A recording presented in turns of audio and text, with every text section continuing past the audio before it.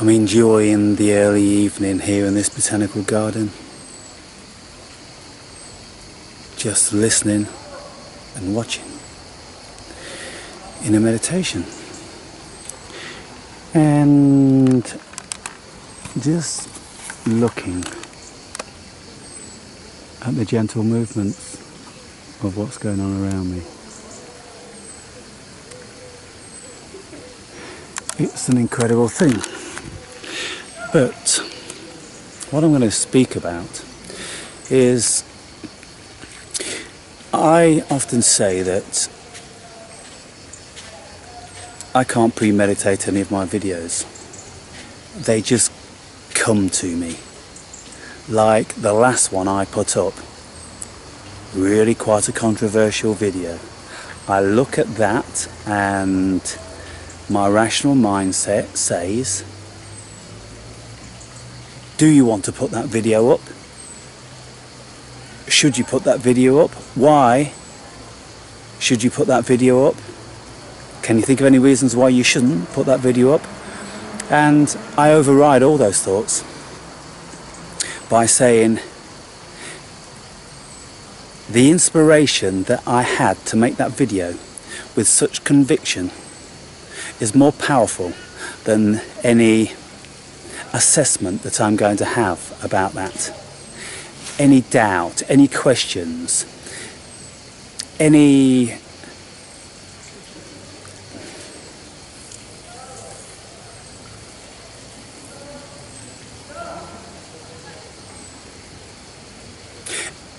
thoughts in relation to the person that video was directed at.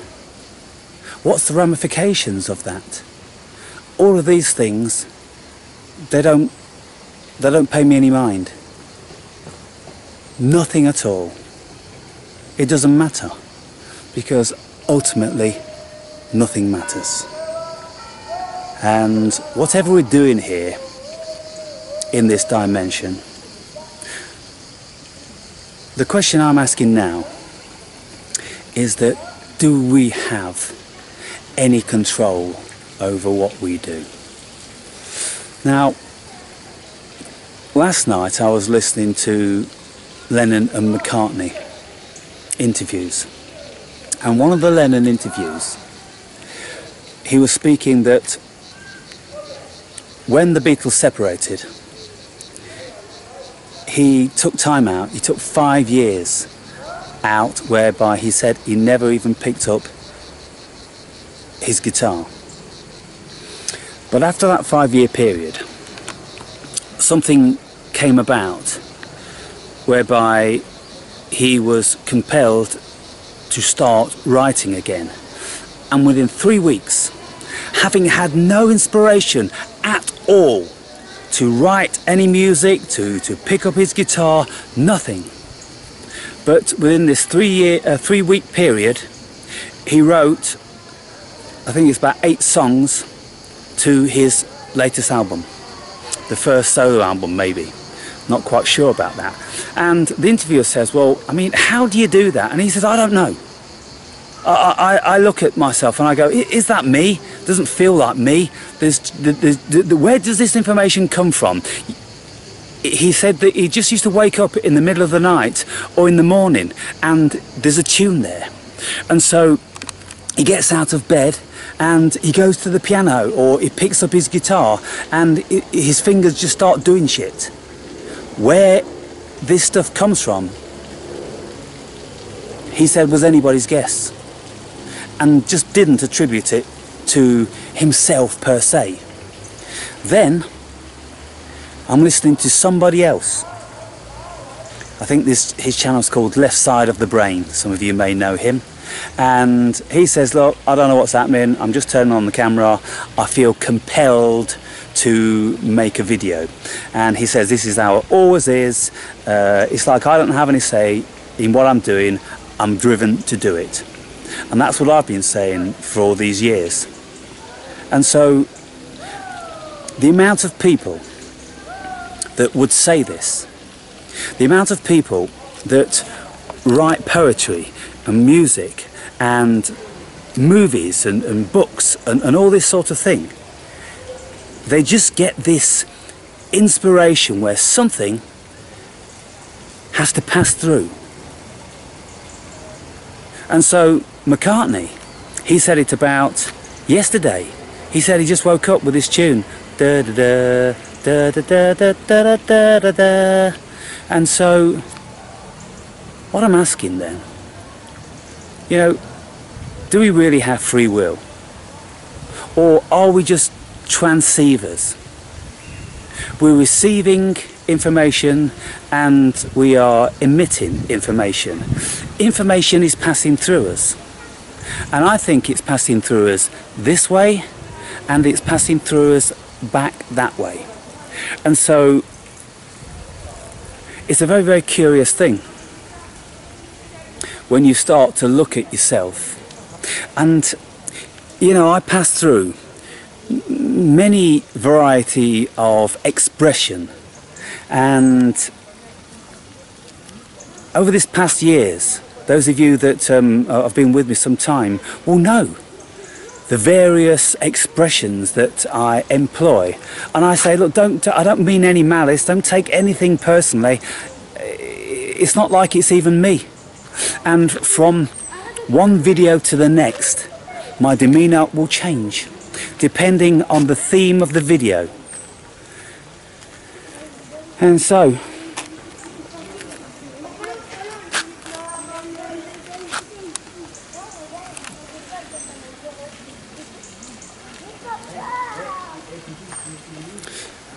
you see, when you lend yourself to thinking along these lines, to looking at really is what is going on,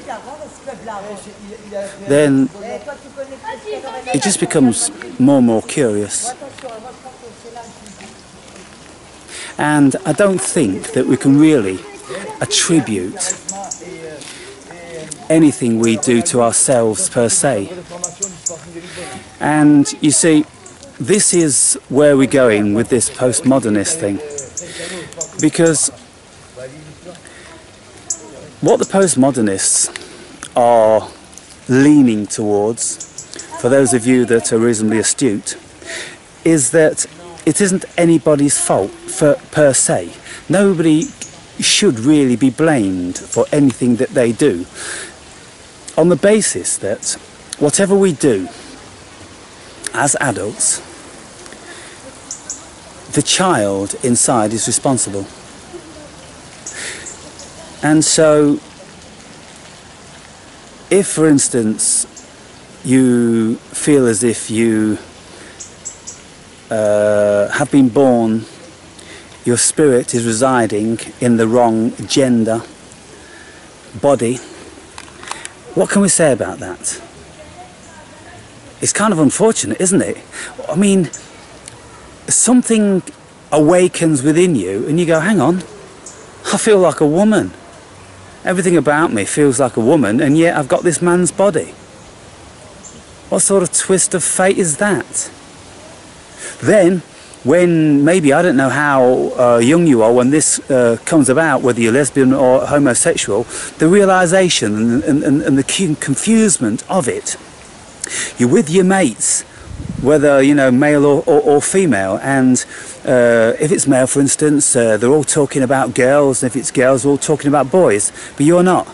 It's like, oh, fucking hell, what's going on here then?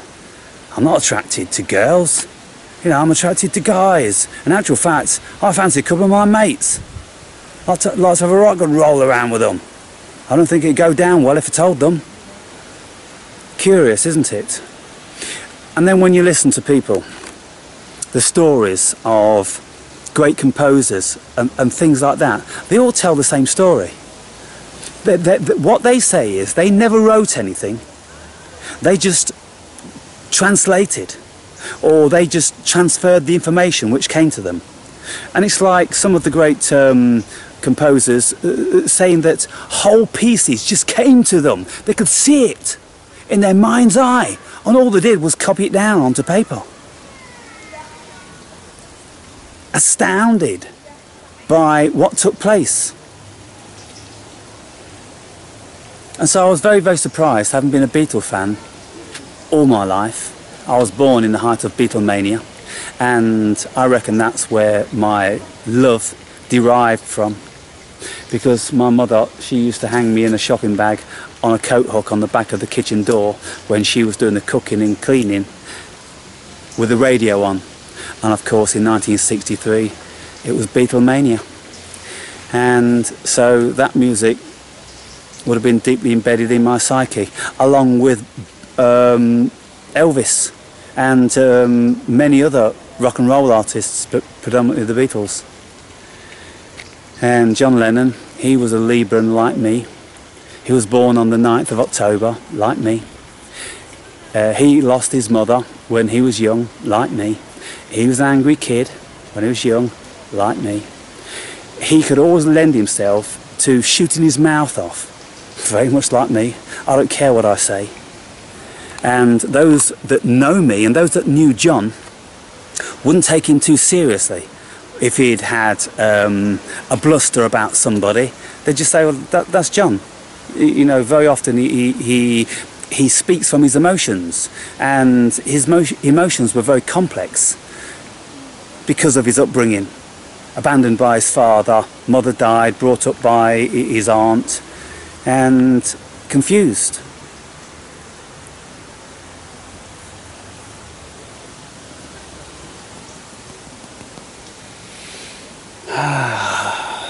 What a beautiful place this is. What a beautiful place. You know, I've said it hundreds of times, but if you can lend yourselves to being completely satiated just by being in the presence of trees and plants and just watching them and just looking at them, you know, the way their branches just dance. They all dance in their own individual way. They've all got their own way. Gently up and down, gently up and down. Look at them. It's kind of like slow motion stuff going on. But people, they don't notice this, but it's happening. And just to sit and watch that, it's amazing.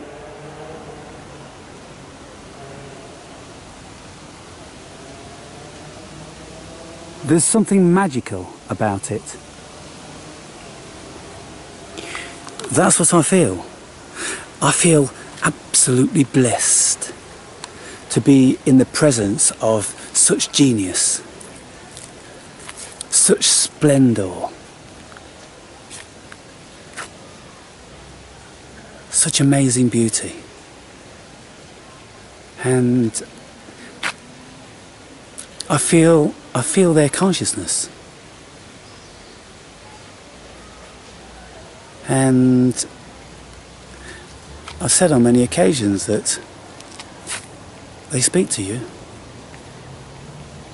If you have ears, they will speak to you. And it's not like you get voices in your head. You just intuit what they're saying. And it's not like the whole, you know, conversations with you. Hi, Alan, how are you doing? You know, all this. But, you know, it's along the lines of, you know, welcome, and it's nice to see you again. Spend some time with us. All this sort of thing. Oh, don't go so soon. And I'm like, holy smoke. Are you serious? And it's kind of like, of course we're serious.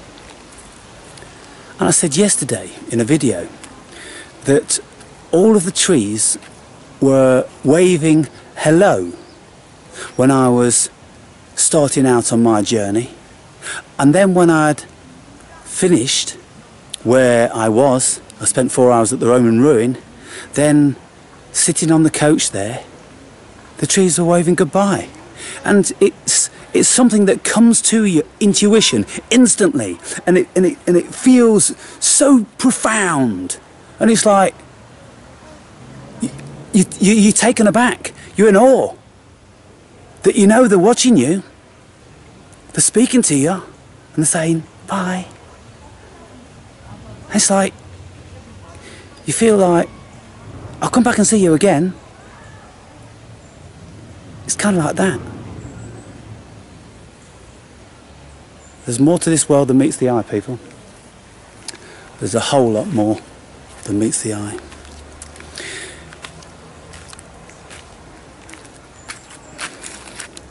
Got a beautiful ancient feel to it, this place, because it's, you know, 300 years old, something like that.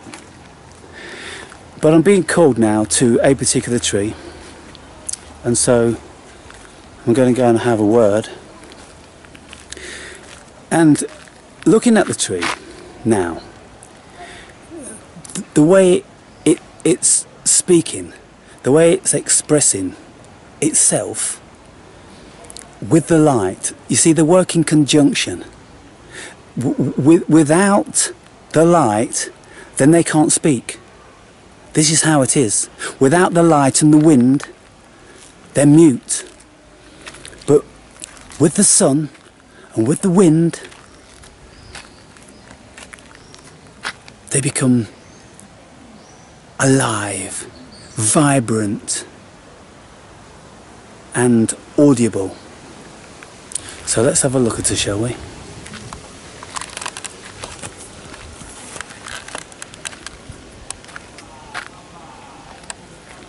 Now I'm going to be walking around this tree and looking at her from different facets and seeing how she expresses itself. It's all expression, every single bit about it. The various mosses, the ridges, they're like barnacles, the warts, the bumps and the twists.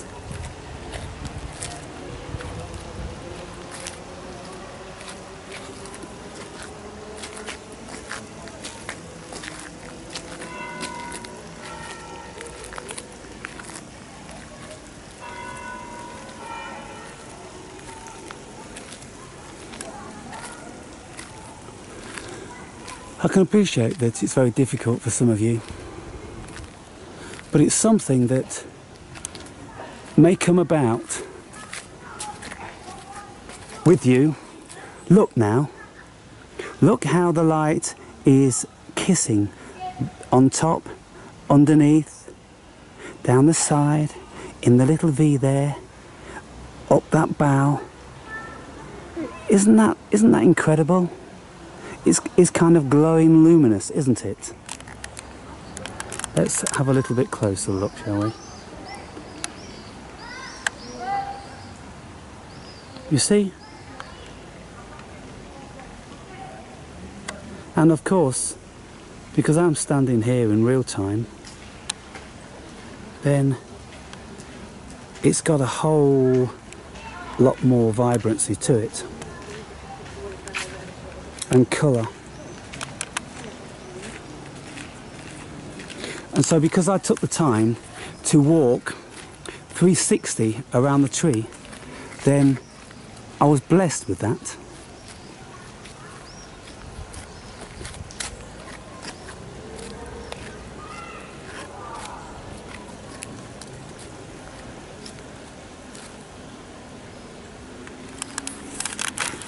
Things like that, they make you feel amazing.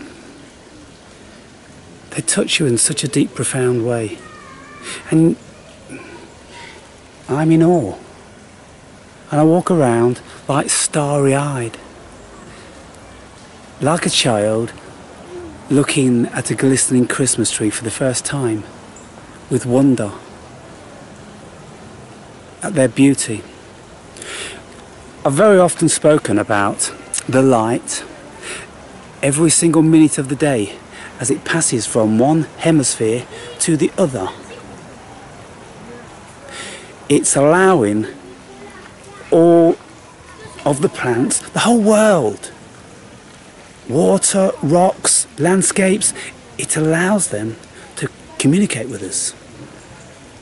And of course the sun is communicating with us, everything is communicating with us. It's not bollocks, people. It's not idiosyncrasy. It's not madness. It's happening. And so I'll walk around a little bit more.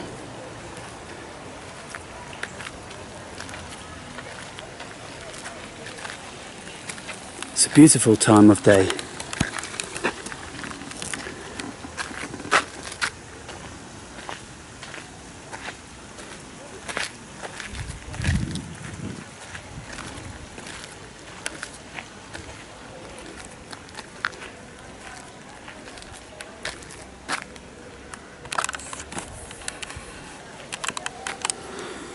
And you see, when you look down, you get an accentuated expression of depth, don't you?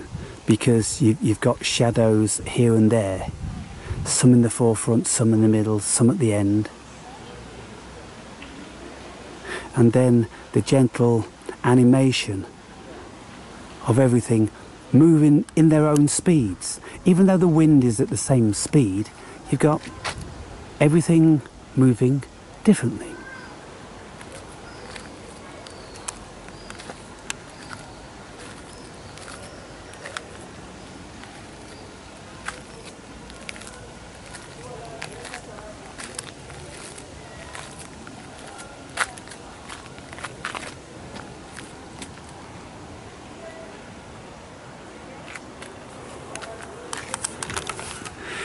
Okay, so I guess I can expect 0 comments on this video, huh? It's a funny world, people. I'm just sorry that you can't share it with me, really. Never mind.